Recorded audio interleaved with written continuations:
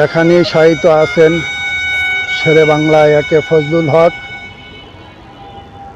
খাজা নাজিমউদ্দিন এবং হুসেন শহীদ সোহরাওয়ার্দী।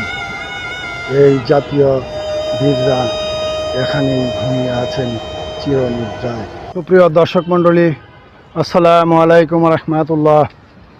আমি আবু জাদিদ জাতীয় তিন নেতার মাজার থেকে আপনাদের জানাচ্ছি আন্তরিক শুভেচ্ছা ও অভিনন্দন।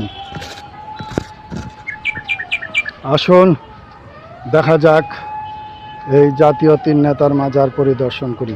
দর্শক মণ্ডলী, আজ আমি যেখানে এসেছি এটাকে এদেশের মানুষ জাতীয় তিন নেতার মাজার হিসাবেই চিনে থাকেন। এটি ঢাকা হাইকোর্ট এর পিছনে বাংলা একাডেমির সম্মুখভাগে এটি রয়েছে। আপনারা দেখতে পাচ্ছেন এই জাতীয় তিন নেতার মাজার। এই তিন নেতার মাজারের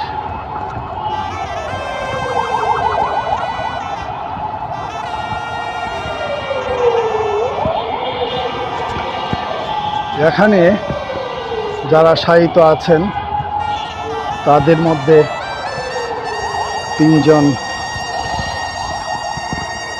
বাংলার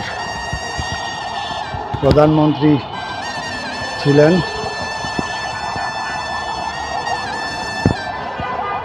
এই যে দেখতে পাচ্ছেন যে কবরটি, এটি হচ্ছে শেরে বাংলা একে ফজলুল হকের কবরস্থান।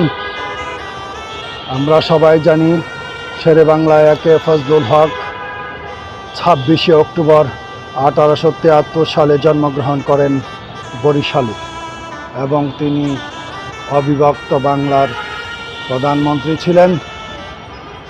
27শে এপ্রিল 1962 সালে তিনি প্রয়াণ লাভ করেন।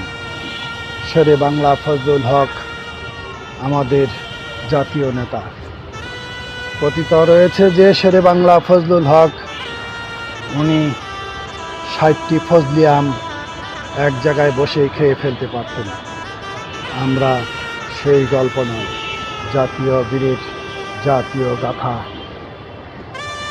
আমার বলার কিছুই নেই। এখন আধুনিক যুগ, উইকিপিডিয়া কিংবা আপনারা যদি